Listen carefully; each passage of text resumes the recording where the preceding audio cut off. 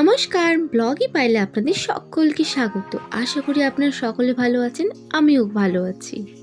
আজ সকাল থেকে ভীষণ বৃষ্টি পড়ছে, আর এই বৃষ্টি ভেজা দিনে মনটা খুব চাইছে যে একটু খিচুড়ি খাবো।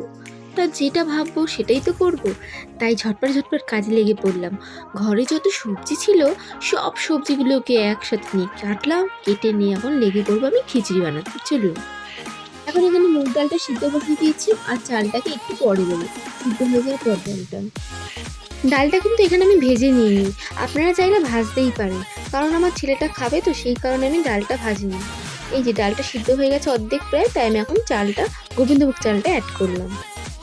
এক পাশে চাল ডালটা সিদ্ধ হচ্ছে, আর আরেক পাশে আমি কড়া বসিয়ে দিয়েছি। এই যে কড়াটা গরম হয়ে গেছে, আর তাতে দিয়ে নিয়েছি ঘি। এই ঘিতে আজকে আমি সবজিগুলোকে ভাজবো।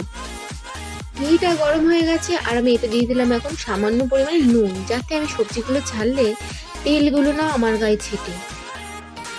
প্রথমে আমি ভেজে নেব ফুলকপি আর আলু, কারণ এগুলো একটু সিদ্ধ হতে সময় লাগে। সেই কারণে আমি ফুলকপি আলুটা ভেজে ডাল আর চাল যেখানে সিদ্ধ হচ্ছে ওর মধ্যে দিয়ে দেবো।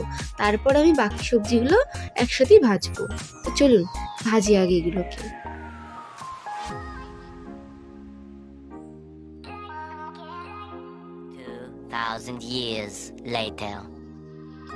ফুলকপি আর আলু ভাজা হয়ে গেছে, এখন বাকি সবজিগুলো আমি ভাজতে বসিয়ে দিয়েছি। আর এই পাশে এখন এগুলো সিদ্ধ হয়নি ভালো মতন, তাই আমি আরেকটু ফোটাচ্ছি। আমি কিন্তু এই সবজিগুলোর মধ্যে সামান্য পরিমাণে হলুদ অ্যাড করেছি, বেশি হলুদ দেবো না, কারণ ছোট বাচ্চা খাবে তাই। এবার আপনারা বলুন, কার কার এত সবজি দিয়ে খিচুড়ি রান্না করে খেতে খুব ভালো লাগে? আমার তো ভীষণ ভালো লাগে সব রকম সবজি দিয়ে খিচুড়ি খেতে। আপনাদের সাথে বকবক করতে করতে আমার দুপাশেই সবকিছু সিদ্ধ হয়ে গেছে, তাই আমি এখন সবজিগুলোর মধ্যে চাল ডালটা ঢেলে দিলাম। এইটাতে একটুখানি ফুটিয়ে নিয়ে আমি আমার ছেলের জন্য খাবারটা তুলে রাখবো। তারপরে আমাদেরটা লঙ্কা অ্যাড করবো, লঙ্কা আর মশলা। চলুন, খাবারটা রেডি হয়ে গেছে আমার ছেলের খাওয়ার জন্য। এখান থেকে আমি তুলে রাখবো, তারপর আমি মশলা অ্যাড করবো। মশলাটা ভাজার জন্য আমি একটা আলাদা কড়া বসিয়ে নিয়েছি, তাতে দিচ্ছি সামান্য পরিমাণে ঘি, একটুখানি নুন, যাতে আমার গায়ে না ছিটকে আসে তেলটা। আর তাতে আমি এখন ফোড়ন দেবো তেজপাতা, গোটা জিরা আর শুকনো লঙ্কা। ফোড়নে মশলাটা ভালো করে ভাজা হয়ে গেলে তার মধ্যে আমি এখন অ্যাড করব একটু জিরে গুঁড়ো, একটুখানি ধনে গুঁড়ো, আর সামান্য পরিমাণে হলুদ আর কাঁচা লঙ্কা, একটু ঝাল হওয়ার জন্য দিয়ে দেবো সামান্য পরিমাণে জল। এবার এটাকে আমি মিডিয়াম আঁচে ভালো করে নাড়াচাড়া করবো, যাতে মশলাটাতে কাঁচা গন্ধটা না বেরোয়। চলুন ভালো করে নাড়াচাড়া করে নিয়ে এটাকে আমি খিচুড়ির মধ্যে ঢেলে দেবো। মশলা আমার রেডি খিচুড়িতে যাওয়ার জন্য। এই যে আমি এখন খিচুড়িতে ঢেলে দিলাম, দিয়ে এবার ভালো করে খিচুড়িটা নাড়িয়ে নেব, যাতে খিচুড়ির সব পাশে মশলাগুলো পৌঁছে যায়।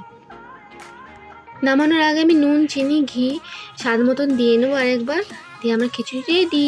এই যে আজ এত সবজি দিয়ে খিচুড়ি রান্না করেছি বলে আলাদা করে কোনো তরকারি রান্না করিনি, কিন্তু এর সাথে আমি করে নিয়েছি পাটপাতার বড়া।